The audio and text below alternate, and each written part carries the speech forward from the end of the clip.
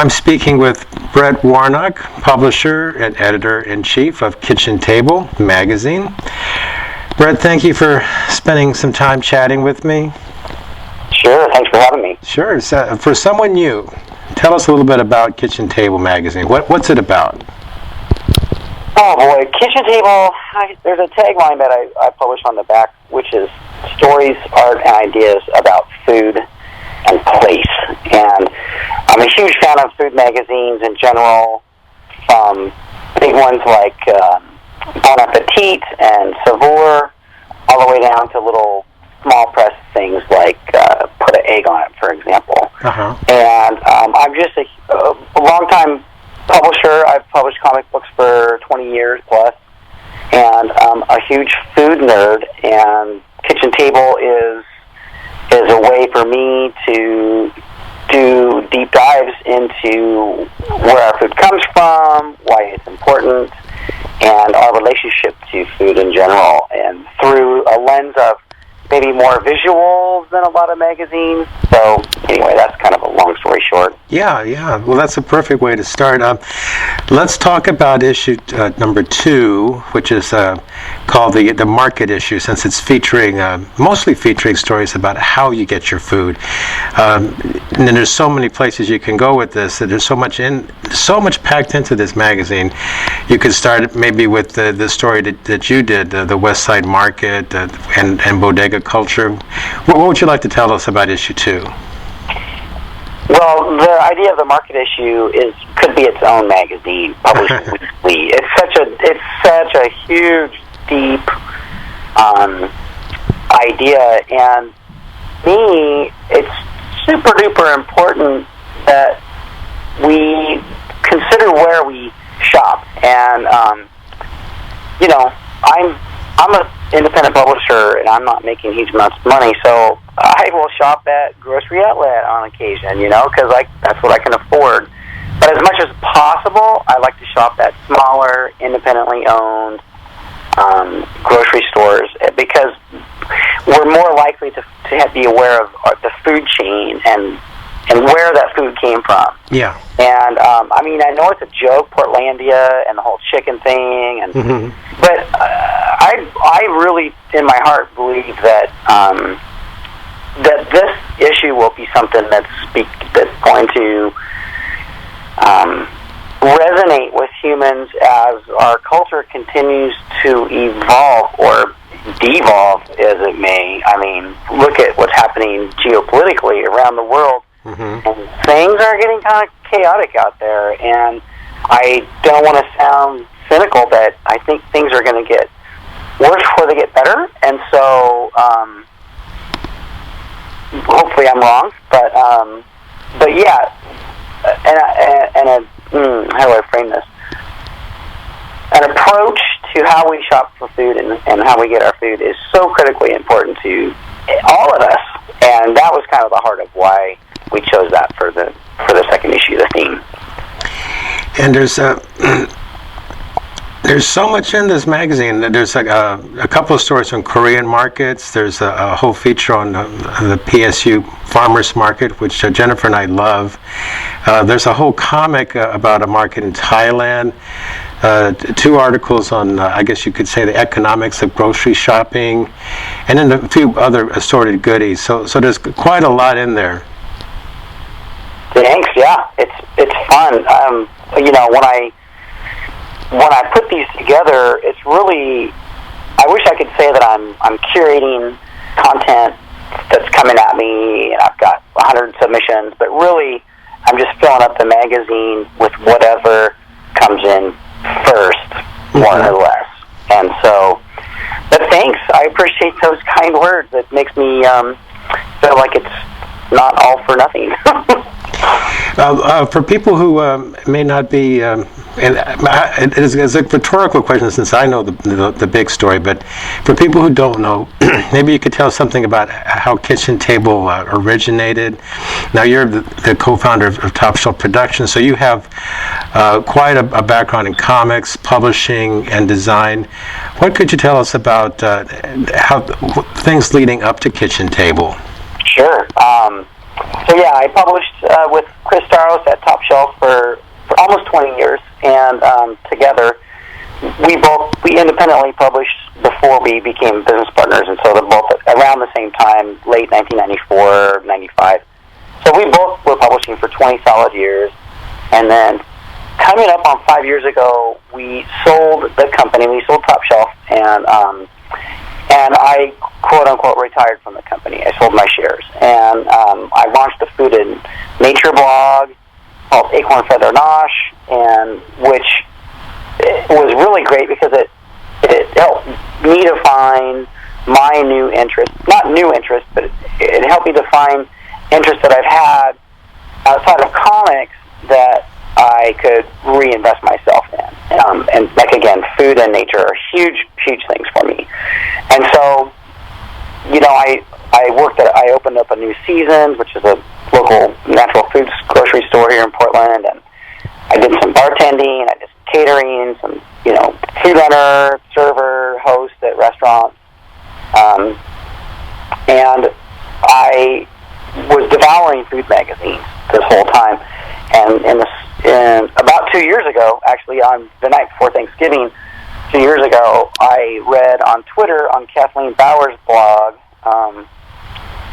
that Edible Portland was up for sale, and so I investigated that. It had the same owner as Edible Seattle, and I investigated that and really worked up a whole bunch of notes over the course of a week and a half, and was really fired up. I thought, wow, that's like kind of a dream job, taking my experience in publishing and visuals and applying it to a food magazine. It hadn't occurred to me that I could publish a food magazine, but that fell through, and for reasons I don't want to go into. Sure. It didn't work out, and I was commiserating with my ex-wife, who's a good friend, and she's like, well, launch your own food magazine. Mm-hmm. And she said the words, who's more qualified?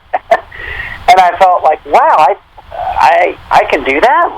Because, I don't know, our culture can beat us down and tries to tell us that, no, you can't do that. And so I said, that's it, and I did. And so last year, about now, right around now, actually, I launched a Kickstarter campaign. Probably about a week from now is when I launched it. It ended and funded on either Christmas Day or the day after Christmas. And so I did the Kickstarter, and the main reward was a 4-issue subscription. And you backed that one, right? Yeah. You got the 4 issues. And so Kitchen Table is alive. I've done 2 issues. I have to do at least 2 more to fulfill my obligation. Which will be easy. What happened? What's that? That'll be easy. It'll happen. Well, it's not easy. No, I mean, it's a labor of love. It'll happen organically. Oh yeah, I mean, it's got 4 issues for sure will happen, guaranteed. But whether it evolves beyond 4 issues, I mean, obviously, I'm hoping that is the case, but it's really challenging. I'm working a full-time job now. Yeah. And I'm trying to figure out how to monetize the magazine. Selling ads is so not easy. It's really not easy to sell ads, especially for a new startup, because subscribers want to see, or advertisers want to see, a large number of subscribers, and so yeah. Anyway, that's a whole other topic right there. But we'll see.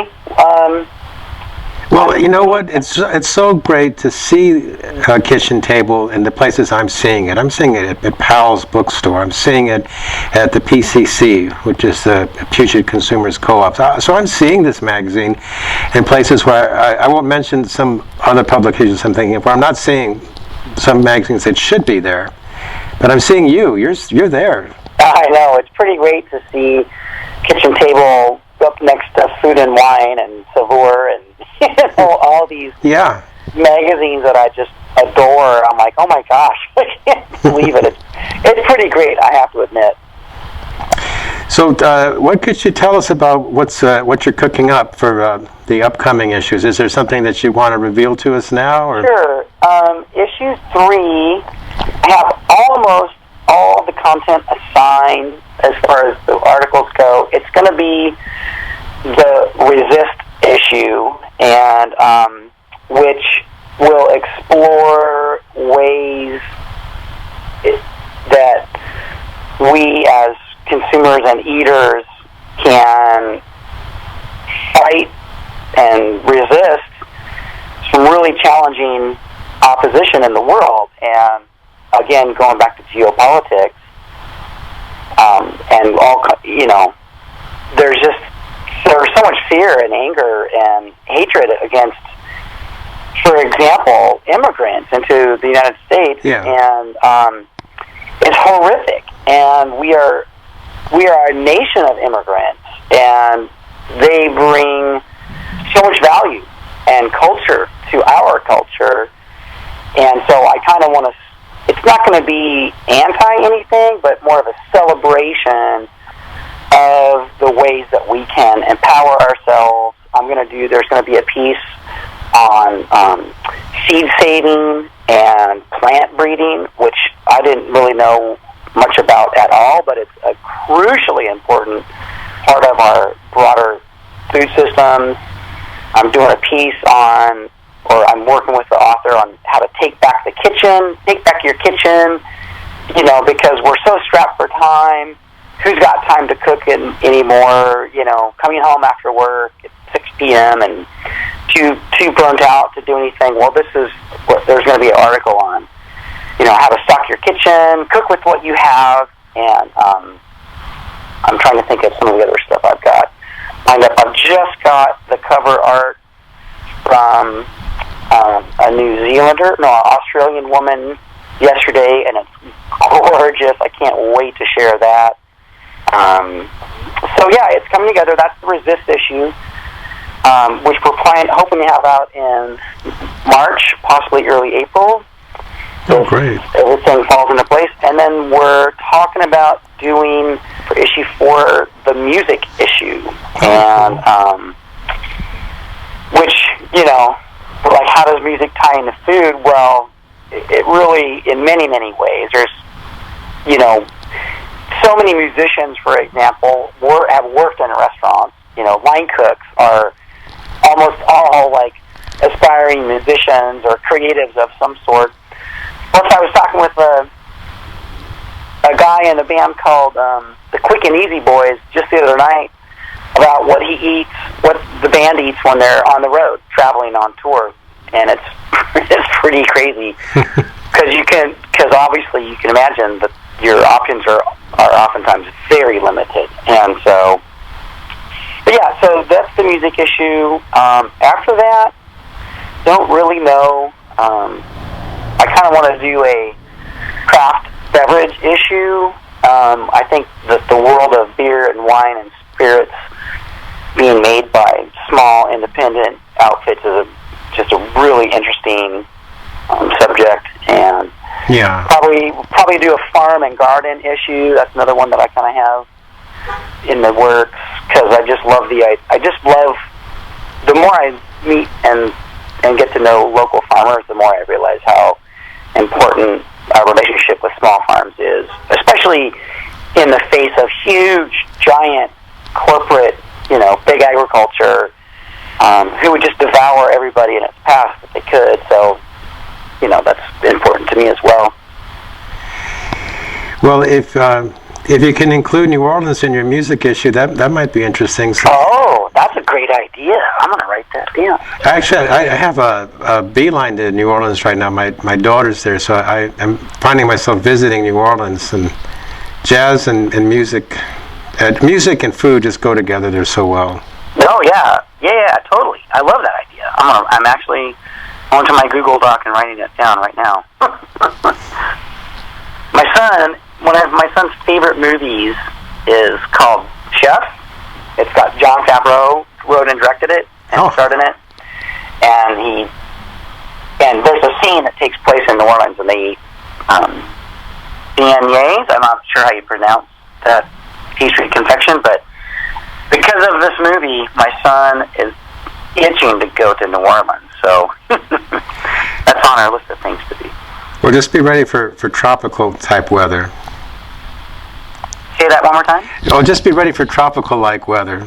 Oh, sure, of course. I've never been to New Orleans, but I have been to Austin many years ago, and visiting a couple cartoonist friends, and I felt like I was swimming underwater the whole time. It was June in Austin, and it was the most humid place I've ever been in my life. So, I wanted to ask you about. And I won't mention a particular company, but because there's more than one that delivers food, the boxed groceries that right to your door. Right. What's your take on that? Are you a pro in any way to that, or? I think there's pros and cons. It's interesting. A friend of mine gave me a gift of, it was Blue Apron, straight up, and it was. On the plus side, it was actually kind of fun. My kid really got into it. Oh, good. Totally got into it. And the food was actually pretty good. It was actually fun, and the food was pretty good, and we both learned from it. But, the idea of trucks driving around just to deliver packages to one family at a time is not great, and then the amount of packaging was kind of through the roof. It was so much just garbage and cardboard, plastic wrap, and it was kind of weird. That's the downside, yeah. Yeah, so there's I think that the friend who gifted it to me, for her, it was a gateway for her to feel comfortable working in her own kitchen. Yeah. And so in that capacity, I don't think it's evil, but I think there's a lot of flaws. Let's put it that way. Yeah. There's a place here in Portland. I think it's called like Local Milk Run or something. I can't remember. I met them at a little food and horror film festival recently, and they had a table. They were set up there and promoting their wares, and they're like a hyper-local Portland-based food delivery, and it's a once a week. Like you sign up for, it's like a subscription, and you build a budget, and you say this is what I have, and this is what I can spend, and then here's the kind of variety of the food that I would like to include, and then it's delivered right to your doorstep. And I don't think, because it's hyper-local, I don't think that it has as much excessive packaging. Yeah. So, if you're, if you don't have wheels, or you're just super duper busy, you're working 2 jobs, I think that there's value in that. Oh, what I know. do you think about this topic? Well, I think that you hit the nail on the head. The hyperlocal angle is what would make it perfect, especially the less you cut out in packaging and transportation, because we have local stuff like that here in Seattle, where you pick it up at a commonly accepted place, like a community center. You pick up your box of groceries, which is mostly, if not all, veggies from local farms. Right. That's like your classic CSA, Community Supported Agriculture. Yeah. I've been part of 2 CSAs. And, and it's a similar situation. We, in a best case scenario, and we will find the collective will to transition from, a petrol-based economy. That's still not going to happen overnight. We're all driving around. You could be the most, anti, oil and gas person, but you can't exist unless you live in a house in the woods and you're completely self-sufficient. We rely on cars and gasoline to get us around. And so, whether you're having food delivered to your house or you're going to pick it up at a drop-off spot, unless you're riding your bike, there still is transportation involved. Sure. These are issues that we have to unwrap over time. So we'll see. Yeah, just keep it as close to the community as possible. If your place of pickup is walking distance or just having to ride a bus, that I guess can solve the problem. Exactly. Do what you can. Okay. Well, any closing thoughts? Oh, we're done? Yeah, I think so. That's a good place to wrap things up. No, not really. Unless you think of something. I can't think of anything offhand. Well, there's always something. I would just encourage people to just check out our website, kitchentablemagazine.com, or our Instagram, which is Kitchen Table Mag. And you can catch, if you're interested, you can catch little glimmers of, little shots of what's in the magazine, and maybe consider buying the magazine if you see that and about. Okay. Well, thanks so much, Brett. Thank you, Henry.